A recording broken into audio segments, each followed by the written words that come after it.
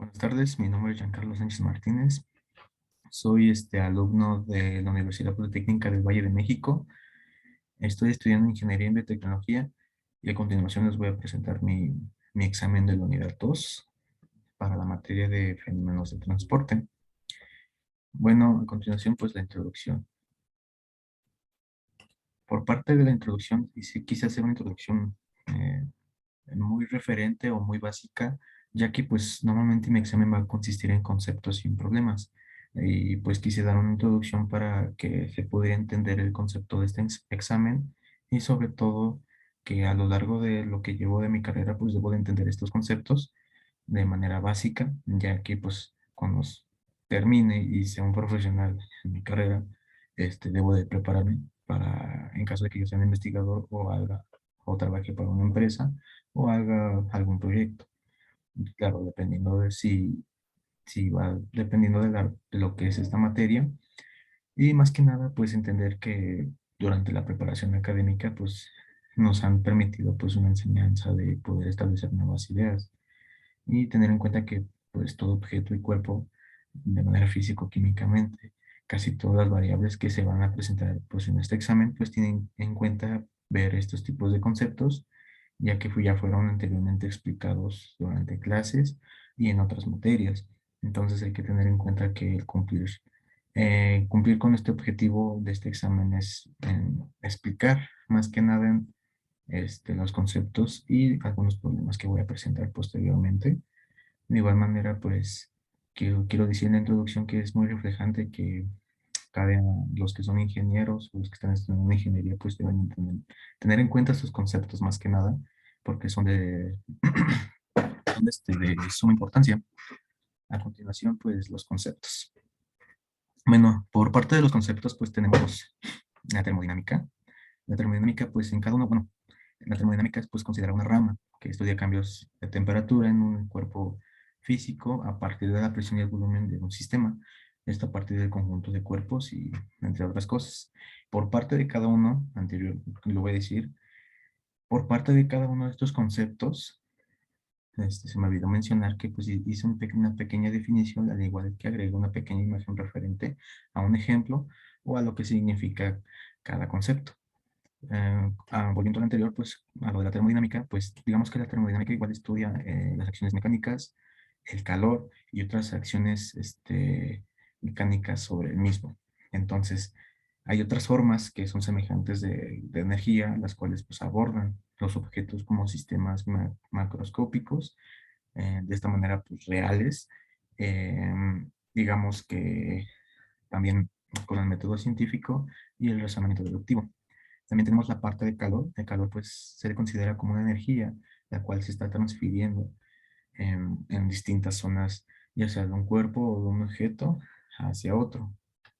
También quiero decir que por parte del calor, pues como dije anteriormente, pues es considerada una energía la cual pues se transfiere de manera espontánea y digamos que entre distintas zonas del cuerpo, desde un cuerpo hacia otro, y digamos que también tiene que ver con termodinámica. El calor tiene el concepto de transferencia de energía en termodinámica, que siempre tiene una dirección definida y normalmente pues tiene a tener diferencias de temperaturas en diferentes secciones de un cuerpo. Bueno, por parte de la temperatura, tenemos aquí el concepto de temperatura, que es, que es una magnitud física que normalmente se refleja la cantidad de calor, ya sea de un objeto o de un cuerpo. Dicha magnitud pues tiene que estar pues, vinculada o tiene que estar junta con la noción del frío o el calor. Ya mencionándose que sea frío, pues sería una menor temperatura a una temperatura baja. En caso de calor, una temperatura mayor o una temperatura muy alta, digamos en este caso. También pues es considerada la temperatura como una magnitud de una magnitud escalar, en la cual pues es definida como una cantidad de energía, una energía cinética más que nada, en las partículas de masa, ya sea líquida o sólida o gaseosa, los tres estados de la materia. Normalmente la temperatura pues tiene la noción del frío la noción del calor y normalmente pues esta misma la podemos encontrar como un valor de referencia para la determinación del calor normal de un cuerpo humano. Hay que tener en cuenta que la temperatura y el calor no son la misma cosa. Por parte de nosotros, un ejemplo sería que nosotros como seres humanos nos podemos medir la temperatura a partir de un termómetro o algunos otros instrumentos que gracias a investigadores o inventores o científicos de aquellos años, pues se puede lograr esto ahorita. A continuación, pues tenemos la presión. La presión se considera como una magnitud física escalar, representada con el símbolo P. Normalmente, pues ejerce una fuerza, está de manera perpendicular y normalmente está proyectada por la superficie por unidad, perdón. Normalmente esta misma presión pues ejerce un conjunto de gases mezclados o algunos otros aires o incluso con el oxígeno mezclado con gases. Normalmente se contribuye en la atmósfera y normalmente este se mide en el Sistema Internacional ¿cómo se llama? Internacional de Unidades, perdón, se mide en el Sistema Internacional de Unidades, ya sea en pascales con el símbolo PA, una P mayúscula y una A minúscula, para medir la presión. Es común mm, es común molear otros tipos de unidades como las atmósferas, los bares, los milibares, los milímetros de mercurio y entre otras. A continuación tenemos los, los moles. Por parte de los moles, digamos que es la cantidad de sustancia de una entidad elemental, la cual pues nos puede representar ya sea en un átomo, una molécula, un ion, un electrón o cualquier otra cosa particular en un grupo específico de partículas. Hay que tener en cuenta que pues se considera pues esta misma pues estipula que hay un sistema internacional de igual de unidades, el cual dice que define como una cantidad de materia, define una cantidad de materia la cual contiene un determinado número de entidades elementales, en este caso, y como dije, ya sean átomos, moléculas, iones o electrones, las cuales tienen que ser equivalentes a la cantidad de átomos que hay en cada elemento. Para poder medir los moles es necesario conocer la masa atómica o la masa molecular. Esto depende si se trata de átomos o compuestos respectivamente. A continuación voy a hablar sobre los gases ideales. Eh, por parte de los gases ideales, normalmente son gases hipotéticos o teóricos que estarían compuestos por partículas que son desplazados aleatoriamente, aquí como lo dice en el pequeño este, el concepto. Aquí podemos ver una imagen, que es la que tenemos aquí, donde tenemos helio, neón y argón, los cuales son gases ideales, y estos no pueden ser mezclados. Pero normalmente pues se le considera un gas ideal aquel que está compuesto por partículas que normalmente se desplazan aleatoriamente y sin interactuar entre sí. Entonces se conocen de esa manera ya que su energía cinética pues es directamente proporcional a la temperatura. ¿Ok? Entonces continuamos con los siguientes conceptos. Aquí tenemos la ley cero de termodinámica. Por parte de la ley cero termodinámica, esta nos dice que si un cuerpo se encuentra en un estado térmico con un grupo B, este se encuentra en equilibrio térmico con el grupo C y A. ¿Esto qué quiere decir? Esto quiere decir que son iguales estos cuerpos.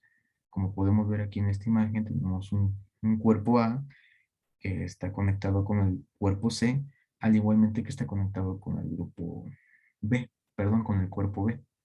En este caso, el cuerpo B y el cuerpo C están conectados y si podemos ver en la imagen tienen el signo de igual. Entonces, lo que nos quiere decir la ley cero de la termodinámica es que cada cuerpo está en un equilibrio térmico. De igual manera, pues los tres cuerpos, en este caso A, B y C, se encuentran en equilibrio térmico entre sí. Entonces, esto quiere decir que son iguales. Por parte de la primera ley de termodinámica, esta pues relaciona el trabajo y el calor transferido e intercambiado. Hay que tener en cuenta que el trabajo se le considera como energía y pues normalmente se le considera a través de la variable termodinámica hacia la energía interna. Por parte de aquí la imagen que tenemos nos está diciendo que es un cambio de energía interna en un sistema, el cual es añadido a un sistema al menor trabajo realizado por el sistema. Aquí tenemos la fórmula de la primera ley de la termodinámica que dice que ese cambio interno, de la energía, un cambio en la energía interna igual al calor añadido al sistema menos el trabajo efectuado por el sistema. Esto es lo que nos quiere decir estas dos leyes. A continuación, pues seguiré explicando.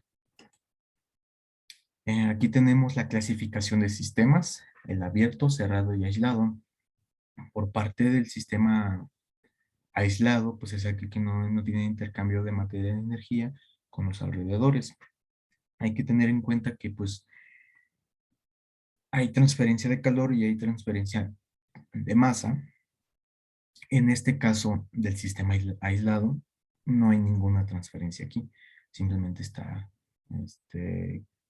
digamos, de manera interna, nada más está concentrándose el mismo. Por parte del sistema cerrado, pues es aquel que intercambia energía, pero no la materia con los alrededores. Entonces eso quiere decir que tiene transferencia de calor. Esto a partir de los tres tipos de transferencia de calor que hay, que es la transferencia de calor por convección, por radiación y conducción.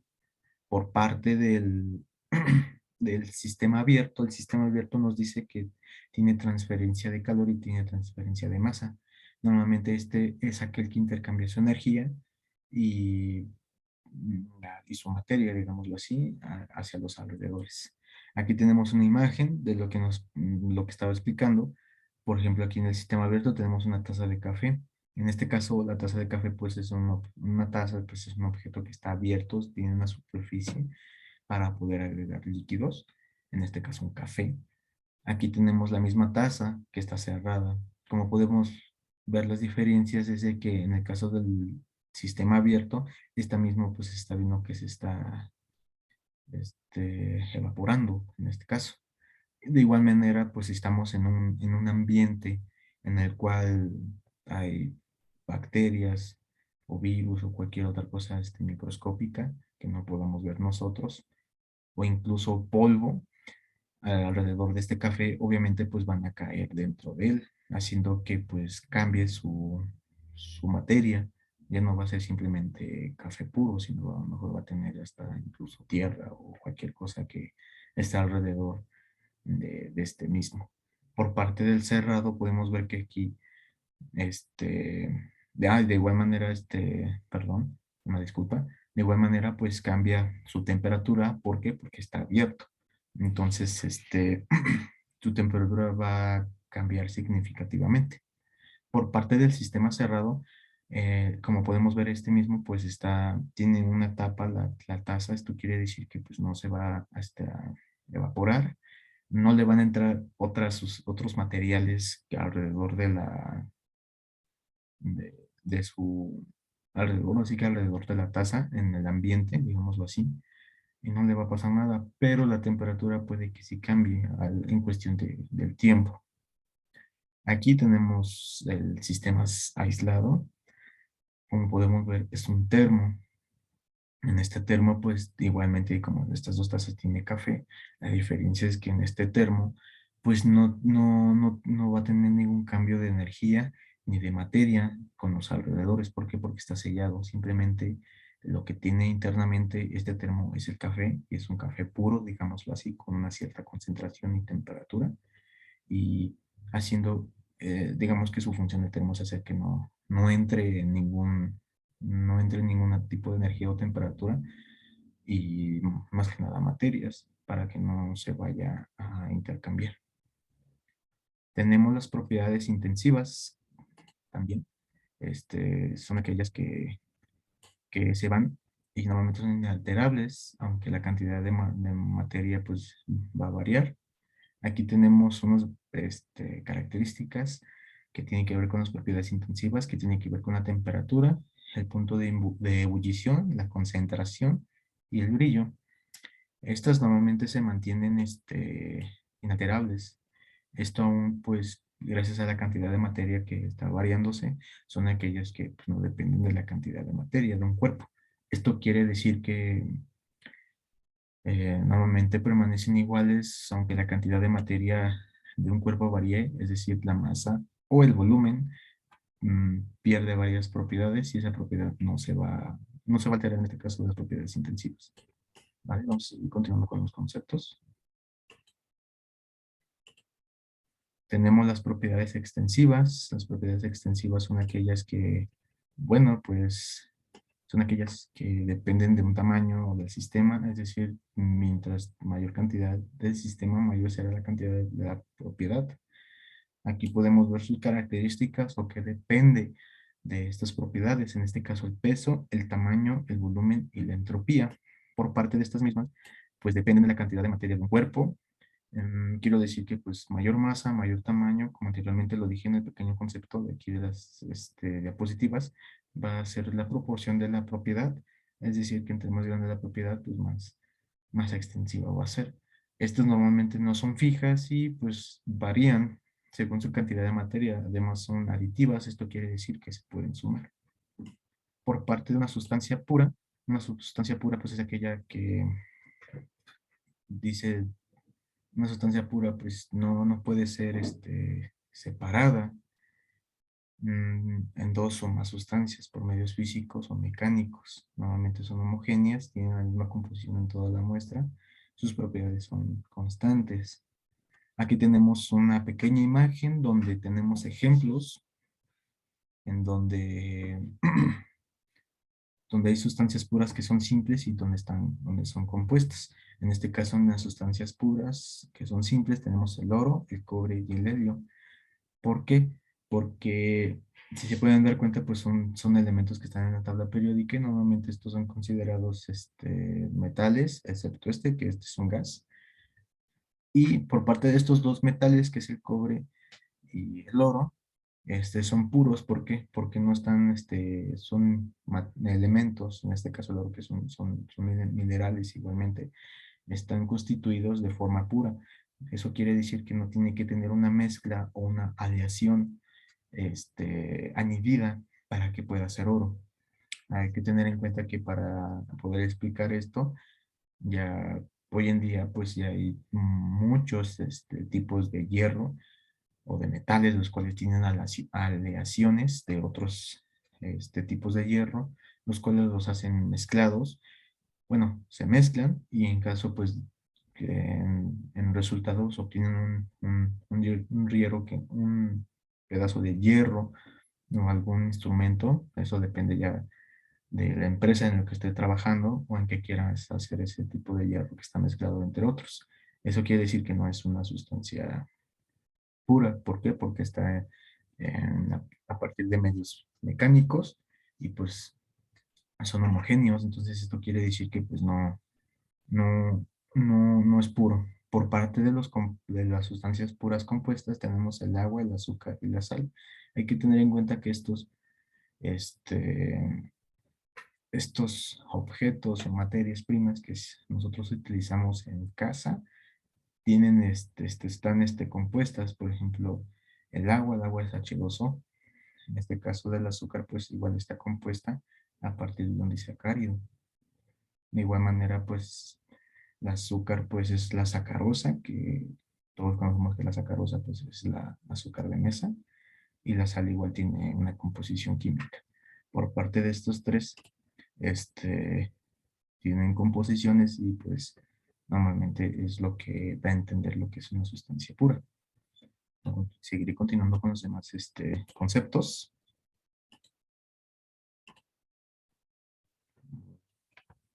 Sí, estoy bien. Tenemos la entalpía. La entalpía es una magnitud termodinámica que normalmente se simboliza con la letra H. Normalmente hay una variación de entalpía, la cual pues es la medida de la cantidad de energía absorbida o cedida por un sistema termodinámico. Es lo mismo a la cantidad de energía de tal sistema puede intercambiar con otro. Aquí tenemos una pequeña imagen en donde nos está enseñando los dos tipos de entalpía que hay, que son las exotérmicas y las endotérmicas. Las exotérmicas son aquellas que pues Al momento de mezclarse, pues no, como podemos ver en la imagen, son aquellas que no tienen unas reacciones al momento de contacto con estas dos sustancias, y hay que tener en cuenta que como está en un ambiente, puede entrar oxígeno, entonces no reaccionan, y por parte de esto, que tiene una temperatura, más que nada, que también que ver con la temperatura, al tener una temperatura pues no reacciona de igual manera, pero en cuestión de esto, después de que se agregó estas dos sustancias que están aquí en este frasco y se puso a calentar con un mechero, se pudo apreciar que gracias a la temperatura de manera endotérmica, pues empezó a reaccionar y empezó a arrojar pequeñas, digamos, hay que imaginar que empezó a aventar o segregar partículas o gotas de estos dos elementos que tenemos acá. La entalpía pues es una cantidad de igual manera de energía que el sistema absorbe, normalmente se absorbe y libera en su entorno. Esto en procesos en los cuales está la presión, la cual no cambia, tanto ni en física ni químicamente, y se suelen representar en una magnitud con la letra H, como anteriormente lo había dicho. Se mide en joules. Debe clasificarse en tipos endotérmicos, los cuales consumen calor y la energía del medio ambiente, y exotérmicos, los cuales liberan calor o energía hacia el medio ambiente. Como lo dije en la imagen, en este ejemplo. Tenemos la entropía. La entropía pues es una ley que es que rigen los procesos que consideramos irreversibles, sí, pero pues no existe una fuerza física que obligue a las partículas a comportarse de una manera, sino el por qué es la prueba de lo que suceda.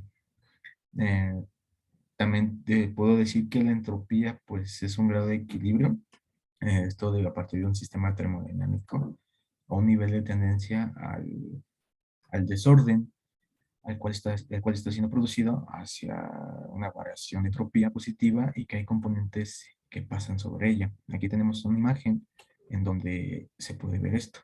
Estamos viendo las partículas las cuales se están comportando de una manera y pues digamos que son irreversibles al momento de que, si se pueden ver aquí están las flechas. Estas flechas no se pueden, digamos, darlas al revés, a su lado contrario, porque la entropía es lo que nos está diciendo, es una fuerza física que hace que las partículas se comporten de una manera hacia una dirección, y normalmente, obviamente, pues va a suceder y pues no se puede regresar. Por ejemplo, estamos viendo que están aquí muy separadas, empiezan a juntar y aquí están muy juntas, chocando. Entonces, no se pueden regresar, no pueden dejar de chocar para estar un poco libres y al momento ya tener un espacio cada una de ellas. Es lo que nos explica la entropía. Vamos a ir con los conceptos. Tenemos la transferencia de calor. La transferencia de calor, pues, es una transferencia térmica a partir de transmisión de calor o un fenómeno físico el que consiste en un traspaso de energía calórica de un medio a otro. Esto ocurre cuando dos sistemas que se encuentran, pues, en distintas temperaturas se ponen en contacto, permitiendo el flujo de energía del punto mayor a una temperatura menor, así alcanzando un equilibrio térmico en el que se igualan las temperaturas. Esto es lo que nos dice el pequeño concepto que puse. Hay que tener en cuenta que la transferencia de calor pues tiene sus tres tipos, que es la conducción, convección y radiación. Por eso quise poner esta imagen para poder explicarla. De igual manera, a continuación ahorita la voy a explicar, pero primero quiero decir unas cositas también sobre la transferencia de, de calor. Bueno, de igual manera, como dije, tiene sus tres tipos: transferencia de calor por convección, conducción y radiación. Por parte, voy a dar unos ejemplos, unos ejemplos los cuales pues tienen que ver con la vida diaria. En este caso pues tenemos esta imagen que pues todo el mundo hemos calentado agua en una olla. Aparte les voy a dar otro. Por parte de la convección pues son los movimientos que podemos ver aquí en esta imagen. Son las pequeñas flechas que tenemos aquí, haciendo que en el momento de tener una temperatura alta, en este caso la olla, el agua y digamos una hornilla de una estufa, al momento de que la hornilla se encienda, obviamente va a hace que la temperatura o en este caso la olla se empieza a calentar, haciendo que el agua que esté dentro empieza a tener un movimiento ondulatorio. Esto quiere decir que va de arriba hacia abajo, obteniendo así una temperatura diferente de la que está aquí abajo, donde está mi cursor, a la que está aquí arriba, haciendo que se mueva. Esto es lo que nos explica la convección. Por parte de la conducción tenemos esta mano, la mano de una persona, y esta parte de aquí, donde está la línea de conducción, de la palabra conducción, podemos ver que está de color rojo el mango de la olla. ¿Esto qué quiere decir? Normalmente la temperatura en ciertos materiales de algunos objetos o cuerpos, en el caso de esta olla pues es de hierro, de metal, y el metal hay que tener en cuenta que también es un material conductor. Este, Esta misma hace que al momento, como le dije, la hornilla está caliente, bueno, perdón, la olla está caliente gracias a la hornilla, haciendo que su temperatura de esta olla vaya aumentando, haciendo que el calor que está dentro de esta misma olla, en el caso del agua, también esté calentándose por fuera, haciendo que la misma temperatura vaya subiendo a tal grado de que llegue al mango, si se podría decir de esa manera, teniendo en cuenta que el mango se va a empezar a calentar y al momento de que uno agarre ese mango, probablemente nos vamos a quemar. La conducción normalmente ocurre en materiales, lo que viene siendo, por ejemplo, el metal, y probablemente de manera muy rápida, digamos que de manera, mm, digamos que un tiempo más rápido que lo que tiene el metal para poder calentarse sería el cobre. El cobre es un conductor muy bueno para la temperatura. También tenemos la radiación. La radiación es aquella que pues, se transmite a partir de ondas. Alguna vez, pues, sería un ejemplo muy vago, pero alguna vez nosotros hemos estado en una fogata, ¿no? Alguna vez en nuestros días hemos estado en una fogata, tenemos mucho frío y ¿qué es lo que hacemos? Es extender las manos hacia la fogata. Obviamente no acercándonos mucho porque pues obviamente nos vamos a quemar. Entonces, al momento de que nosotros estiramos nuestros brazos, abrimos nuestras manos, nos acercamos lo más para digamos, una cierta longitud cerca de la fogata, nosotros empezamos a sentir una pequeña temperatura agradable y nos comenzamos a calentar. Esa pequeña temperatura agradable que la que estoy diciendo son, por ejemplo, las ondas que están aquí en esta imagen. Es lo que nosotros podemos sentir gracias al sentido del tacto. Podemos sentir esas pequeñas ondas y eso es el pequeño calorcito que algunos decimos así, el cual está este, reflejándose vaya o se está yendo hacia una dirección. Entonces, es por eso que cuando uno igualmente cocina, pues sentimos ese calor a una cierta distancia, porque es por parte de la radiación. ¿Sí? Eso es lo que quiero explicar con la transferencia de calor. Tenemos la convección. La convección, pues, es una transferencia de calor, pero normalmente se caracteriza ya que se produce desde el interior de un fluido, el aire o el agua, que pues transporta entre zonas diferentes de temperaturas hacia la convección, en este caso de lo que expliqué anteriormente, y produce únicamente por medio de materiales fluidos. mm, por ejemplo, el calentarse aumentan el volumen y por lo tanto pues disminuyen su densidad. Aumentan su densidad y ascienden a un desplazamiento del fluido, en el cual se encuentra en parte superior y que está en menor temperatura. Aquí está la transferencia de calor por convección. Anteriormente pues les expliqué de manera, digamos, rápida, lo que viene siendo cada una de ellas, pero aquí están de manera individual. La transferencia de calor por convección, pues aquí está, podemos ver cómo aquí en esta tetera pues hay agua y aquí está un mechero. Podemos ver que en esta zona de aquí pues es como la misma en la olla. Hay una zona en donde el mechero solamente está dando calor en una dirección, haciendo que el agua empieza a llegar a su punto de ebullición y haciendo estos pequeños movimientos ondulatorios, haciendo que desde aquí, desde este punto que está caliente, está muy caliente, vaya circulando, pasa por un lado frío porque aquí no hay, no está llegando una conductividad térmica, haciendo que regrese a esa misma. Entonces es por eso que cuando se hierve el agua, pues tiene ese movimiento ondulatorio. Este es un ejemplo muy claro de lo que es la convección. Voy a seguir con los siguientes conceptos. Tenemos la conducción, la transferencia de calor por conducción. Esta nos dice que es un mecanismo de transferencia de calor, el cual pues se transfiere de otro punto a otro por medio de una interacción entre los átomos y moléculas de la materia. Normalmente tiene lugar en los sólidos, los líquidos y los gases. La conducción no implica movimiento masivo de la materia. Podemos ver que aquí hay, como el ejemplo anterior, una olla que está muy caliente, aquí una hornilla de una estufa. ¿Y qué pasa con esto? Al momento de que llega a una temperatura muy caliente, empieza una conducción, haciendo, pues, como podemos ver aquí, una radiación. Entonces la radiación igual llega aquí, haciendo que se caliente de igual manera el mango, como anteriormente lo dije en la transferencia de calor, bueno, en su concepto. Entonces, llega un momento en el que, por ejemplo, esto es agua, ya está en su punto de ebullición y aquí pues está corriendo, está conduciéndose ese calor hacia acá y es por eso que la persona que está agarrando esta olla pues está quemando.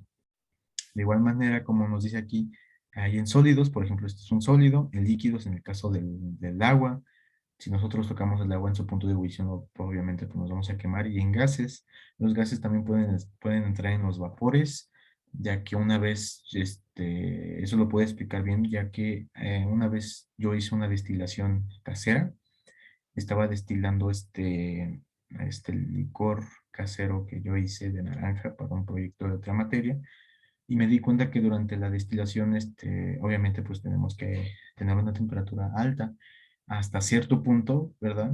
Para poder obtener alcohol. Hay que tener en cuenta que el punto de ebullición del alcohol va de los 79,3 hacia los 80 grados para su punto de ebullición, y el agua tiene 100 grados de punto de ebullición.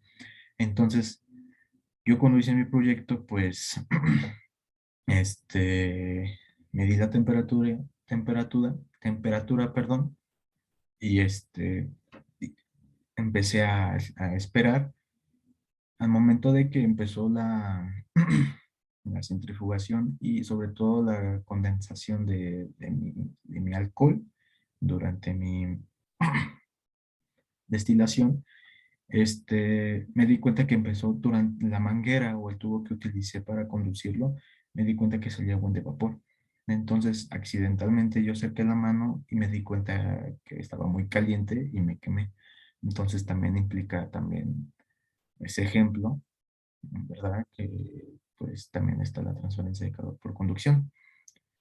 Tenemos la transferencia de calor por radiación. La radiación es aquella que es el calor emitido de un cuerpo a otro a su temperatura, en este caso pues en contacto con otros cuerpos, ni fluidos intermedios que transporten el calor, o simplemente por existir un cuerpo A, ya sea sólido o líquido, pues van a una temperatura mayor en un cuerpo B, que existirá una transferencia de calor de radiación entre A y B. Digamos que digamos en esta imagen, este ejemplo, está el sol, está unos árboles y está la casa. Aquí nos está explicando que hay una radiación por parte del sol, está emitiendo su temperatura. Hay que tener en cuenta, digamos, un ejemplo. Tenemos el cuerpo A, que es el sol. Tenemos el cuerpo B, que es los árboles. Y el cuerpo C, que es la casa.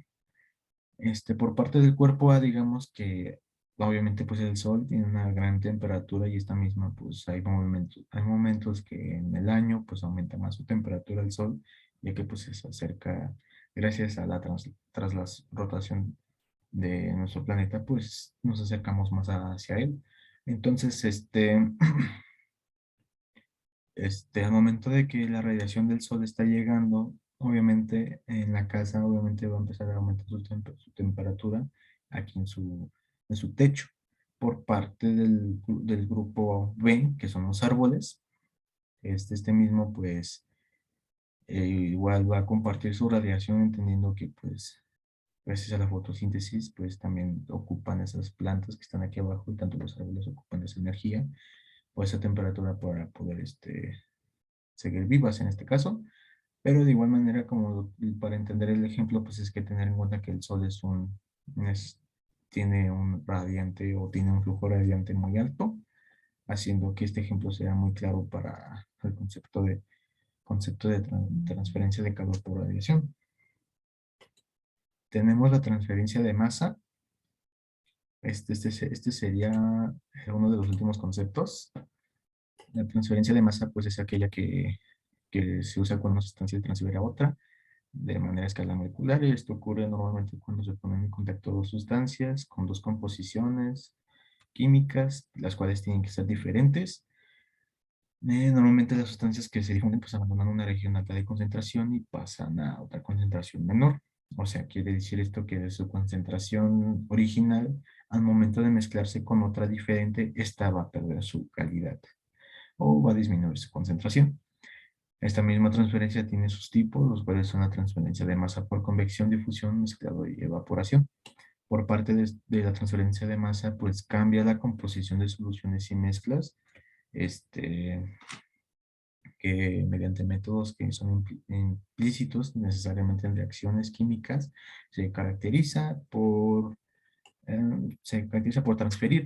transferir una sustancia a través de otra o en otras escalas moleculares. Esto pasa cuando dos fases se ponen en contacto y que tienen diferente composición. En este caso, la sustancia que se difunde abandona un lugar de una concentración alta y pasa a tener una concentración baja. Tenemos los siguientes conceptos, que creo ya son los últimos. Sí, son los últimos. Tenemos las leyes de transferencia de calor con la masa. Este, Tenemos estas leyes que pues es la ley de Fourier de la conducción de calor. Esta nos dice que pues es la rapidez de la conducción de calor a través de una capa de espesor y es proporcional a la diferencia de la temperatura. Aquí tenemos su fórmula, donde KT es la constante de conductividad térmica. Tenemos la ley de enfriamiento de Newton, que es la tasa de transferencia de calor por convección y se determina por la ley de enfriamiento, que Newton se expresa como la siguiente fórmula que tenemos aquí, donde H es el coeficiente de calor por convección, A es el área de la superficie, Ts es la temperatura de la superficie y Tf es la temperatura más allá de la superficie. De igual manera, pues tenemos la ley de Stefan-Boltzmann, que nos dice que es la máxima tasa de radiación que puede transmitirse desde una superficie, la cual está siendo dada a partir de, la ley de Stefan-Boltzmann, de la siguiente forma, donde ocurre una propiedad de intensividad o es la constancia de Boltzmann, y tenemos aquí su fórmula. Tenemos aquí también sus gradientes y lo que significa cada uno de ellos. Tenemos también la transferencia de masa. Tenemos unas pequeñas leyes. Los fenómenos de transferencia de masa pues son aquellos que se establecen y refieren a un movimiento de moléculas o de fluidos causados por una fuerza impulsora. Incluye no solo la difusión de temperaturas, incluye no solo la difusión molecular, sino el transporte por convección. La transferencia de masa ocurre en toda reacción química, ya sea dentro de un reactor industrial o un fermentador, un reactor en laboratorio. Igualmente tenemos las leyes de aquí, como lo estaba explicando. También tenemos esta última ley son los principales campos de interés de la transferencia de masa. Son la difusión molecular, el transporte de masa por convección y el transporte de masa entre fases. Por parte de los conceptos sería todo. A continuación pues, les voy a explicar este, algunos problemas que igual son solicitados para la realización de este examen. Tenemos nuestro primer nuestro primer problema, que es de transferencia de calor. En este caso, pues, el examen me lo pidió de 3 minutos, espero no tardarme mucho. Nuestro enunciado dice: una placa de hierro de 2 centímetros de espesor tiene un área de 5.000 centímetros cuadrados. Una de las caras está a 150 perdón, grados centígrados y la otra en 140 grados centígrados. ¿Cuánto calor fluye a través de la placa cada segundo? Es lo que nos está preguntando el problema. Tenemos esta pequeña tabla que la sustancia en este caso es de hierro. Y tenemos igual su corriente calorífica, que son calorías sobre segundos por metro por grado centígrado, que es de 19.11. O en este caso tenemos 80 joules segundo por metro por grado centígrado. Para esto, pues, tenemos la siguiente fórmula, la cual estoy expresando, que en este caso H es la corriente calorífica, igual a la conductividad, que en este caso es la K, por el área de sección transversal. El símbolo que tenemos aquí, el delta y el la T, es el cambio de temperatura por la temperatura. En este cambio es el cambio de temperatura por la temperatura, en este caso es la T, sobre el espesor. Entonces ya tenemos nuestros datos, que ya nos dio el problema. Por parte de esto tenemos que primero que sacar el cambio de temperatura por la temperatura. En este caso ya los tenemos. En este caso son 150 grados centígrados menos. Aquí me equivoqué, es menos. Tiene que ser una multiplicación, pero en este caso en realidad se tienen que restar. Así es como nos está pidiendo. En este caso lo que nos sobra son 10 grados centígrados. Por parte del espesor, pues son 2 centímetros, los cuales, para que sea más fácil resolver este problema, es pasarlos a metros. En este caso, haciendo nuestra conversión, nos da el resultado de 0.02 metros. Tenemos el área de sección transversal, que son los 5.000 centímetros cuadrados. Los tenemos que pasar a metros. En este caso, hacemos nuestra conversión de 1 metro sobre 100 centímetros es igual a 0.5 metros cuadrados. Por parte de la corriente calorífica tenemos que son 19.11 calorías sobre segundo por metro por grado centígrado, que es lo que sacamos de la tabla, por los 0.5 metros cuadrados que sacamos sobre el área, por los 10 grados centígrados sobre 2.02 metros, que es lo que tenemos aquí del espesor. Nos dando así una corriente calorífica de 4.777.5 calorías sobre segundo. Este es por parte de nuestro examen. Bueno, por parte de nuestro primer problema de nuestro examen. Tenemos el siguiente el siguiente problema, que es de transferencia de masa. El enunciado dice: es un tubo que contiene metano y helio, estos de manera gaseosa, a 101.32 kilopascales y 298 Kelvin. En un punto, la presión parcial del metano es de 60.79 kilopascales y en otro punto, a 0.2 metros de distancia, con 20.26 kilopascales. Si la presión total es constante en todo el tubo, calcula el flujo total de metano en estado estacionario. Para poder realizar este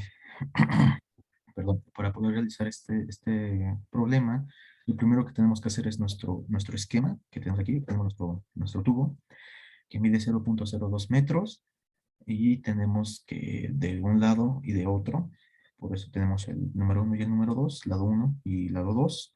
Tenemos que el lado 1 tiene 60.79 kilopascales, los cuales deben pasarse a pascales, dando como resultado 60.790 pascales.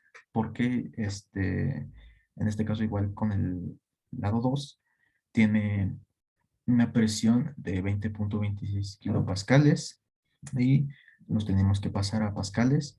En este caso tiene 20.260 pascales. La pregunta es, ¿por qué a pascales? Porque el cálculo fijo nos está pidiendo esto. Aquí está, nos está pidiendo pascales, no kilopascales en este caso. Ahora tenemos que tener los datos de la constante de difusividad, que son los 0.65 por 10 a la menos 4 metros cuadrados sobre segundo, que es lo que tenemos aquí. En este caso tenemos la difusividad, que es de 8.314.34 metros cúbicos por pascales sobre kilogramos mol por Kelvin. Entonces tenemos que ver las variables o que nos está pidiendo el problema o lo que tenemos ya en el problema, que es de mayor a menor presión. Como podemos ver, de aquí está una presión más grande que la otra. Se considera una difusión de gas y ambos gases se mueven en sentidos diferentes. ¿Qué quiere decir esto? Que en el problema el metano y el helio, en este caso el metano va de izquierda a derecha y el helio va de derecha a izquierda. Entonces, no van hacia una misma dirección. Por esto tenemos que sacar una fórmula que es la contradifusión equimolar que tenemos, que es la que tenemos aquí. Esta misma tenemos que darle una conversión que es la que tenemos de este lado. Como podemos ver, pues se cambia. Tomamos Na, la, los datos de constante, bueno, perdón, los datos de constante de difusividad, que es lo que tenemos aquí, el RT y el delta Z. Se convierten y da estas dos presiones, las dos presiones que tenemos acá igual las vamos a tomar, dando así como complejidad de esta fórmula. A continuación, pues tenemos aquí la diferencia de temperatura, que son, al momento de tener esta fórmula, lo único que tenemos que hacer es pasar los datos que ya tenemos, dando este resultado, que son 0.675 por 10 a la menos 4 metros